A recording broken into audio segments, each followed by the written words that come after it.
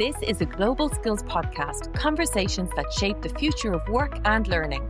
We're exploring how we close the skills gap and build a future where everyone has the chance to thrive. From education to business, connecting people, ideas, and opportunities that drive change. It's about collaboration, curiosity, and creating real impact today. Because every skill learned brings us one step closer to a more inclusive world. The Global Skills Podcast, where learning and opportunity come together. Our next guest sits right at the intersection of education, entrepreneurship, and impact. Josh Chernikoff has spent more than 2 decades working with education founders, EdTech innovators, and learning leaders to help powerful ideas actually reach the classrooms, institutions, and learners they're designed to serve. Because one of the biggest challenges in closing the global skills gap isn't just creating great solutions, it's making sure those solutions scale, connect with the right systems, and ultimately reach the people who need them the most. Josh is the creator of the 3E method and the EdSales Elevation Experience, helping education innovation turn expertise into visibility, credibility, and real traction. At a time when the world is racing to future-proof talent and leave no one behind, this conversation couldn't be more relevant. Josh, you're very welcome to the Global Skills Podcast. Thank you. Thank you for having me. I'm excited to be here. So with every guest, I always ask them, how did you end up doing what you do? Oof. Wow, that's a phenomenal question. I would say probably the best answer is that I was a bad student, and I had a lot of tutors growing up who supported me. While my sisters were both excellent students, one went to Harvard, one went to Amherst, I just wasn't too into school, so I had great tutors who inspired me. My parents supported me that way. And after a career in broadcasting, working for ABC and the NFL, I decided I would start doing some tutoring to kind of give back, cleanse my soul a little bit from the broadcasting industry. And because I knew what good tutors could do and how to connect, I was pretty successful. And I focused on one type of student. And that student was the type of student I was, like, good kid, a little bit of trouble, but good kid. Just didn't care much about school. And I looked for parents that wanted to support their children through tutoring. And I just had one type of client to begin with, and the business took off. So I think to answer your question,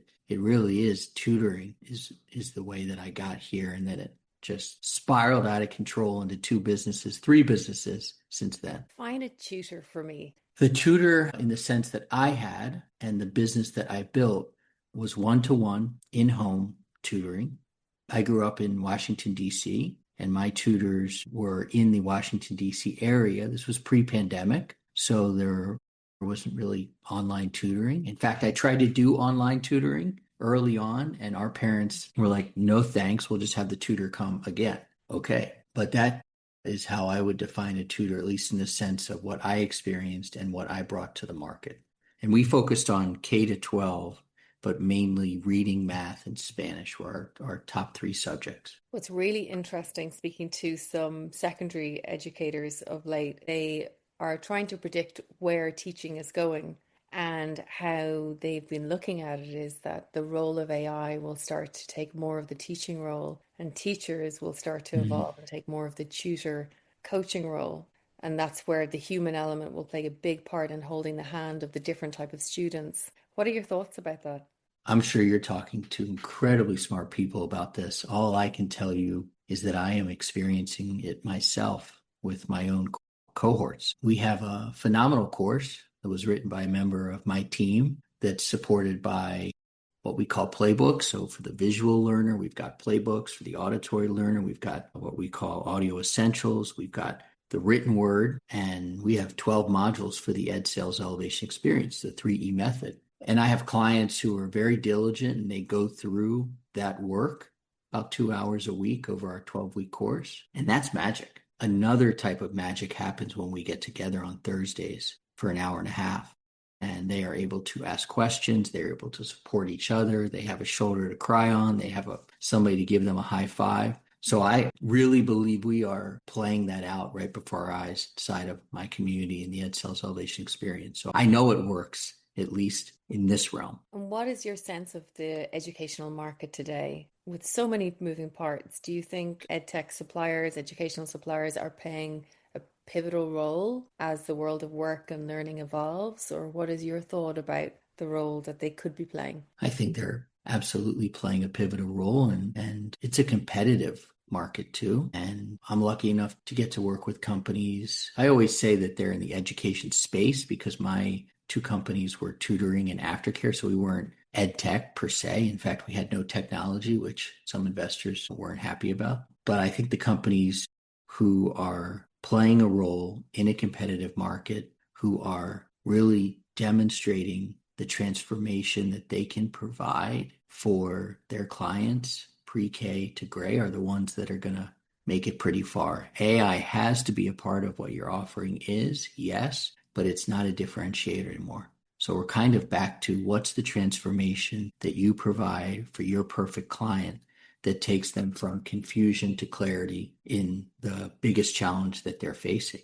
And if you can't prove that, show that, explain that, then I think you fall to the back of that very competitive pack. And what do you think is broken in the system right now when it comes to education? And I know it's a very big question, but if you were to sort of like have that magic wand and look at a few areas, what would you like to fix? I look at this from, a lead gen sales perspective, so I can answer it from that perspective. I work with companies that are mainly $2 million and below. I'm proud of that. I mean, I like to go through the entrepreneurial mud with them. But my wife and my mom and my daughter would point out I don't like mud at all. But I like the entrepreneurial mud. I'm good with that. I would love to see these companies get more of a shot. There are some giants out there. And having been a part of RFPs and opportunities to participate, my companies were beat out by some of the bigger companies, even though I thought we were doing more transformational work. So I would love to see more of these smaller companies make it faster. So I have to answer it from the perspective that I know best. I also know that myself and some of my colleagues are really giving these companies a chance to hopefully disrupt the market. I want to see some disruption. And do you think the chances of that happening now have been amplified with AI? Because they talk about this, we're pending the £1 billion valued company with one employee, that exponential ability to leverage AI. Is that where you're seeing the companies you work with leverage, or are there other tricks of the trade that are helping them compete with the big boys, even being a small company? I don't think that there's really a trick here per se. I think it always comes back to really being able to message for that perfect client. And when I say that perfect client, I mean like the power of one. I love the fact that in the education market, we can niche down further and further and further. I'll just say it from the US standpoint, but East Coast, urban, New York, the Bronx, like all the way down, charter school. And when you can do that, when you can find your perfect client and then you demonstrate your credibility to them, podcasts, speaking opportunities, LinkedIn, show them what you stand for, who you stand with. And then when you go and listen to them and really hear what they need, not what you think they need, but what they need, you probably have the answer in your product because you probably built a phenomenal product. But when you hear what they need and then you know what you have and you're able to merge those two things, then you're going to get a shot. So there's no trick there. I think, though, for the companies that I'm working with, they probably can be a little scrappier.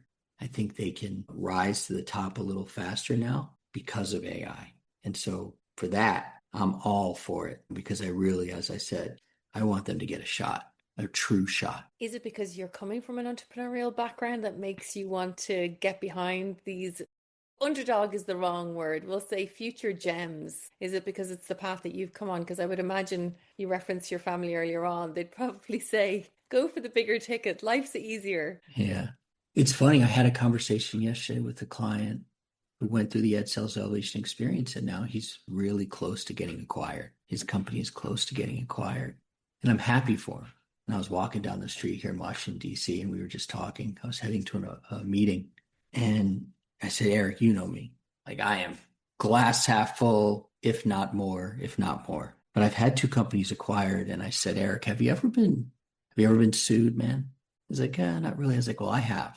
And getting sued is kind of like getting acquired. They both feel really uncomfortable at times, and they're a wild roller coaster. And he's like, oh, yeah, I hear you.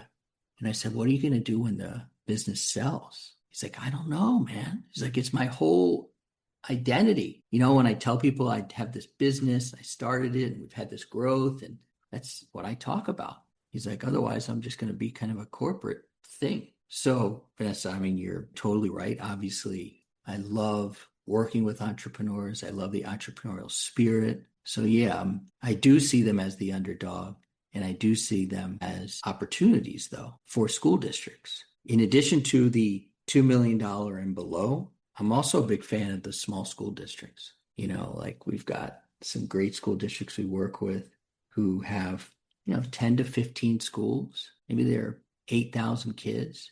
And those superintendents, they are willing to co-create. And so I'm always looking to kind of make those connections too. So yeah, you're right. I'm entrepreneurial. I like the underdog, but I like it on both sides. I like it on the business side. I like it on the school side.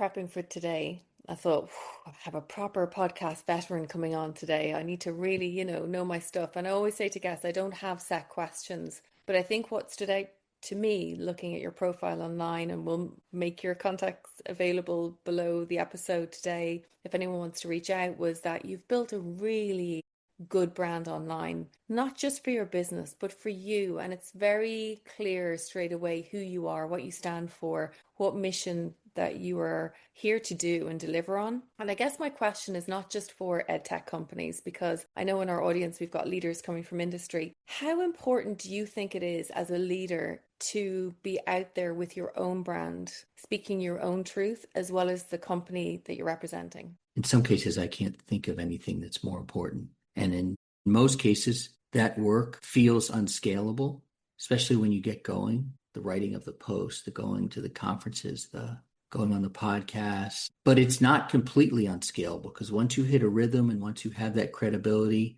you can bring a team on to help you have the posts, go to the events, write the deck. But you have to set the tone and figure it out first yourself. In fact, when I was thinking about coming on this podcast just today, I'm prepping to go to Austin and South by Southwest EDU tomorrow. We're hosting an event there. And then I'm going to Mexico City for a couple of days. I'm going to San Miguel de Allende in Mexico. We're building a house. Then I'm going to an intense coaching event.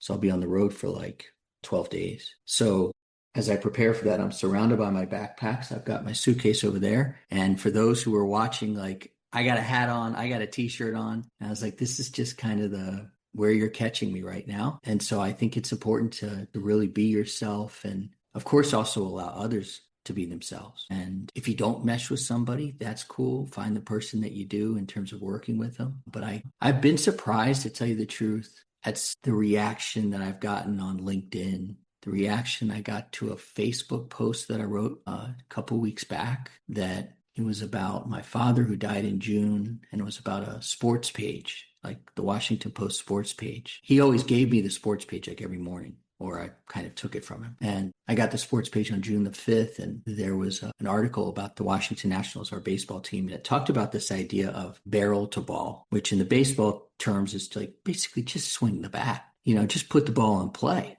see what happens, right? And my dad was lying there in the hospital bed, and he was hooked up to all these tubes, and he would die 4 days later. And I was talking to him about that phrase, that I'd never heard that phrase. And he loves baseball. And we talked about it. And I have all these other sports pages, from Stanley Cup to a World Series, and all these ones he saved for me. But that one, which nobody would care about, means the world to me. And I kept it in my nightstand. It's in my nightstand over here, a couple of rooms away, which happens to basically be my dad's nightstand now, because I inherited all of his crap. And I wrote this Facebook post because the Washington Post, our hometown newspaper, has cut the sports page, just eliminated it. And I wrote a post about how I can remember growing up with the sports pages and how this one is so valuable to me, and probably only me. And this thing went all around Washington. I had like local celebrities reaching out, and it was just something I wrote. I felt passionate about. I put it up. But I was me, to your point. I was me. The picture was me sitting on my couch, taken by our 3-foot-tall daughter, who just kind of snapped a picture for me. And there it went. And so I think in a world where people are using social media to create realities that aren't really there, when you are honest, even on LinkedIn, be yourself, tell the story, the good parts and the bad parts, let people get to know you. And I believe in education. People buy from people. Whether you're running $100 million business or $100,000 business, people buy from people, and you got to let people know who you are. And I know one of the blockers for people taking that advice and really being themselves is the fear of the rejection online. Yeah. The wrong person saying the wrong thing at the wrong time to you, or your peers seeing it. At what point do you say, it doesn't matter, do it anyway? I had a member of our cohort. Her name was Dr. Tara Williams, and she runs a really great tutoring company out in California where she helps neurodivergent college students. And after our cohort and in my interview with her, what we uncovered was that the part that you hide is really the part that people will connect with most. And it's really not only been important for her business, it's also been important for her as a person. And so when you think about what you're hiding sometimes, or should I write that post? Maybe you could just think about the person who is there, who will receive it, who will have a better day, or who will learn something from it. And hopefully that will help you to hit that publish button. That's really good advice. Quick question. Do you actually know what skills exist across your organizations today? Or are decisions still being made on job titles, CVs, and assumptions around who can be reskilled and upskilled? You see, as AI reshapes work and organizations really face that pressure to cut costs, the real challenge isn't just skills gaps. It's understanding which skills are transferable and which can be redeployed into the future with a bit of upskilling. So for the listeners of Global Skills Podcast, Abodu, our sponsor, has created this free Skills AI readiness assessment. It gives leaders clarity in just 3 minutes. It shows skills gaps, automation exposure, and where future-ready capabilities already exist within your business. No data upload, no preparation, just clarity for the future of your organization. Visit abodu.com/global skills podcast. Now, back to the episode. So for educators listening today, you cover school a little bit there. The world is changing rapidly for kids. They're reading the same media that you and I read, which is jobs are changing. University maybe doesn't have the impact it had years ago. What advice would you give to young people or the educators of young people on how to navigate the years ahead?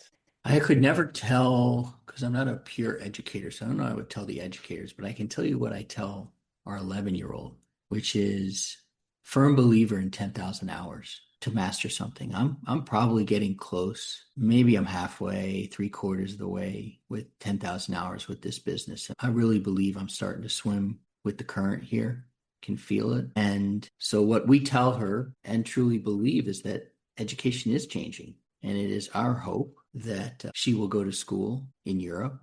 That's where we want to live, and that she'll go to college in Europe. But that if she doesn't really want to go on to school, if she doesn't want to have that traditional path, that's cool. But all you got to do first is you're going to have to show us what's your 10,000 hours. And you can learn it with YouTube, and you can learn it in your school communities, SKOOL, and you can learn it wherever you can. Outschool, because there are ways, I believe, to build marketable skills in this world without going the traditional route. So if she can show us the path, show us how it's done, and really buckle down, we're game for that. I'm along for the ride. So that's at least what we tell our kid. What about you? It's interesting. I have a 13-year-old, 11, and a 6. So we'll leave the Right. 6-year-old son. But for the girls, the space that I'm in, they hear me have conversations around how roles are changing. I think they do want the flexibility and freedom to be able to choose their own path. Is university a definite on the plan for them? No. I'm going to let them make their own decision. But I love that you've brought up the 10,000 hours, because that's something I really believe in. And I had this debate recently with my husband, because really the debate was, well, if AI is in place now, do you really need to do 10,000 hours? But the logic we came to the conclusion on was you may be able to access information faster and deploy things faster. But as a human, the 10,000 hours really equips you to understand something very, very, very well. I was in a meeting today and we talked about the length of a skill being 2 to 3 years to just 6 months. So we're going to just keep learning. Mm-hmm. It's not going to end. They just Yeah. might deploy things quicker than 10,000 hours with the help of AI. I don't know if anything can take the place of the 10,000 hours. I guess when I think of the 10,000 hours, it doesn't really include the learning part. It really is just the doing part. And I think about our daughter Camila, and one thing she's really into that I think is so super cool is skateboarding. When we were living in Mexico, she found this great group of women who met on Wednesdays, anywhere the ages of 5 to 30. And they went to this pretty cool skate park. And the first thing they taught them was how to fall. And they would go down a ramp, and there would be people on either side kind of pulling a mat. So if you went down, you would basically just fall on a mat. Learning how to fall, learning that it's okay. And then these skateboarders, like, they spend, 80% of the time falling. You fall 9 times, you're up, and you're back on the board in your 10th. There's no substitute for that. No learning's going to teach you the failure and the resilience to bounce back up or pivot or go in a new direction. And that for sure I agree with. Yeah. AI can't give you that. No way. And I've trained my AI pretty well to push back. I tell you the truth, like, I'm a big fan of Dan Martell. Mm-hmm. I don't know if you know Dan Martell, Buy Back Your Time. And to me, Dan Martell he's harsh. He's a little tough. It's not necessarily my cup of tea. I think I totally respect and envy his approach, but it's not mine. So I've trained our AI, I call our AI Walter, to push back like Dan Martell. Make it shorter, make it faster, make it punchier, be more clear, be more efficient. And so, Walter can teach me some of that stuff because he'll point it out. Conversely, I love Rich Litvin as a coach. He's UK based now, lived in LA, and love the way he writes and shares. And so I always say, Walter, let's write like Rich here. So certainly AI can help that. And I'm learning from Dan Martell and Rich as I'm writing or doing. But I don't know if Rich Litvin or Dan Martell can teach me what I learned a couple of weeks ago when we started our community, which I've been trying to get off the ground since August.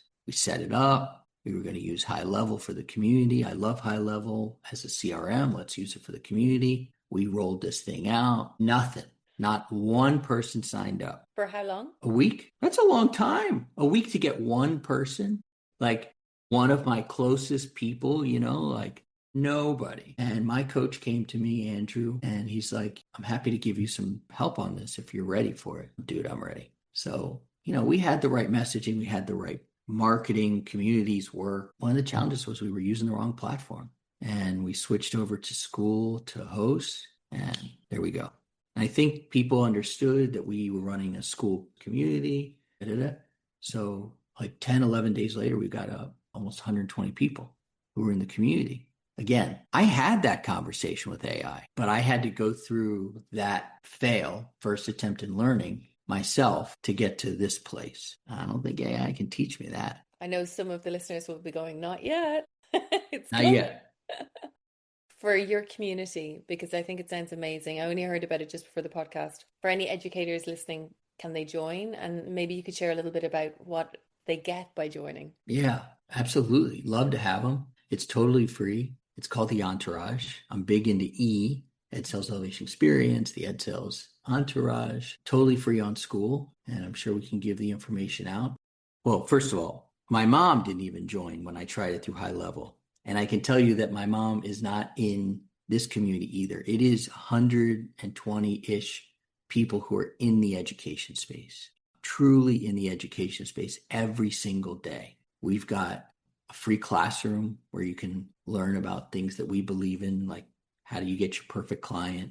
How do you boost your credibility? How do you ask the right questions? We have lives that we do every Tuesday and Thursday. The Thursday one is called the After Party. And I told my team, like, you guys don't know me that well. This is not the after parties I'm used to, but cool. We go there and everybody can just hop in. And then Friday, we have Friday fist bumps where people are coming and sharing their wins for the week. And then every day we're kind of posting and connecting with each other. We had somebody who does UX, UI for education companies. And somebody said, I'm working on my website. Can anybody help? Boom, there they go. So it's a really wonderful way for people to come together and support each other. I think through good times and bad, because we're all going to have them. And yes, it's completely 100% free. I just want to get people in. I want to give value. I come from the school of Rich Litvin, which I learned this from him, is that We really want to have given enough value to people that when the time is right in their schedule or in their wallet for them to pay, that it'll be super easy because they will feel like they've already gotten value. And so I totally believe in So Rich. So when people are like, should I tell people this? Should I keep this back? Should I give it away? Because to your point, Vanessa, AI can probably figure it out one way or another anyways. It's you that makes the difference. There are so many brilliant courses I have signed up to, programs I've gone on to, and it all started with just incredible value. And it goes back to that piece of like sharing yourself, because it's an opportunity for others to get to know you and your team and feel like we're getting something back. So clearly I'm going to be joining your community. And Please. I think it's lovely because you're putting the time in now with no immediate ROI. And I think more of us need to do that. The future, what does the future look like for the space that you're in the coming years? Do you have a crystal ball, or are you just going month to month, year to year?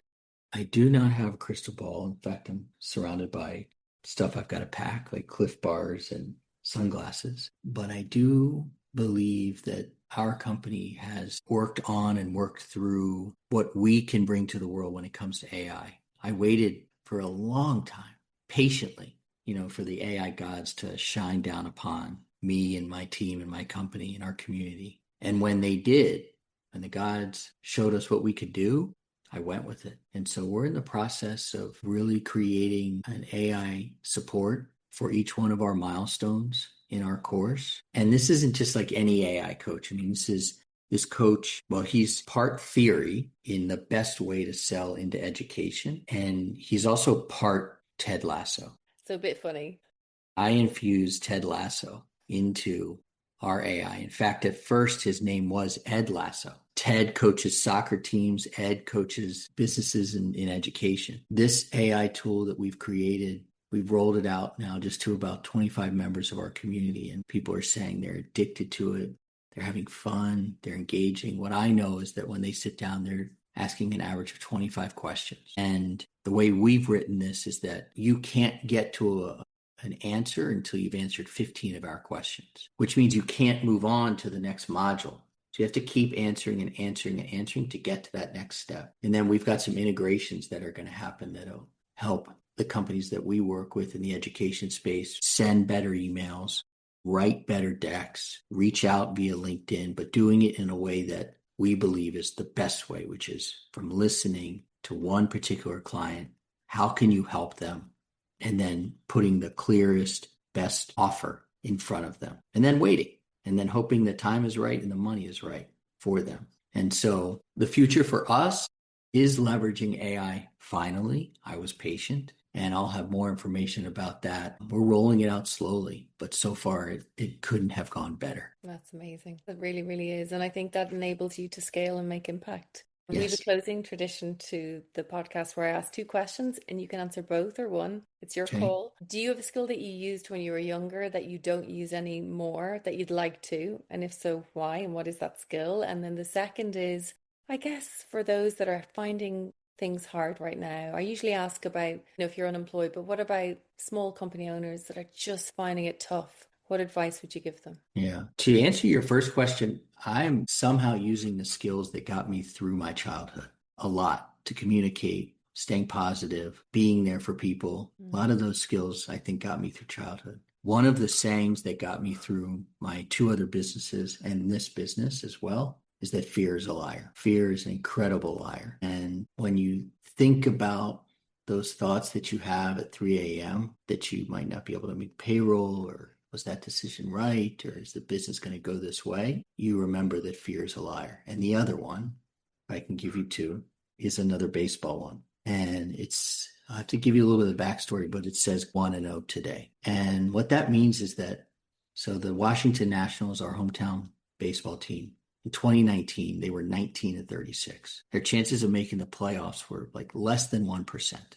And their manager, who's glass half full, Davey Martinez, got the group together and was like, look, we can't win 17 games in one night. We're not going to be 36-36. So why don't we just go 1-0 each day? And they did that. They went 1-0.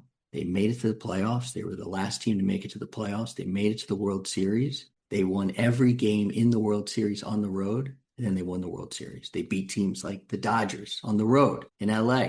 And so in business, if you can just go 1-0 each day, just do one thing that moves you closer to that goal, then at night you can put your head down. You're probably pretty tired if you're running a business, but at least you know you've gone 1-0.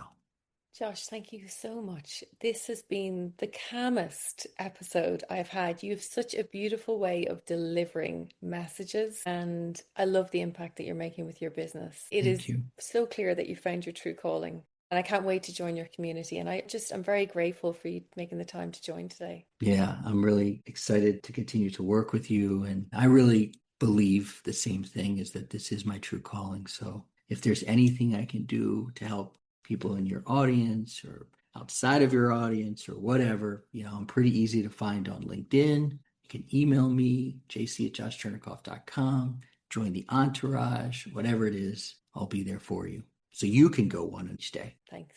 Thank you, Josh. Whether you're leading a business, shaping education, planning your next career move, or just starting out, you're part of a global conversation about how we learn, work, and grow.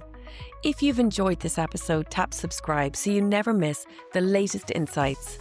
And if you've a moment, leaving a quick rating really helps people find the show.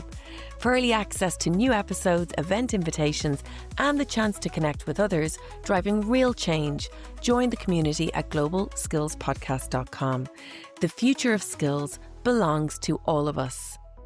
Proudly sponsored by Abodu, empowering organisations and educators with world-class skills technology to build a better future for everyone.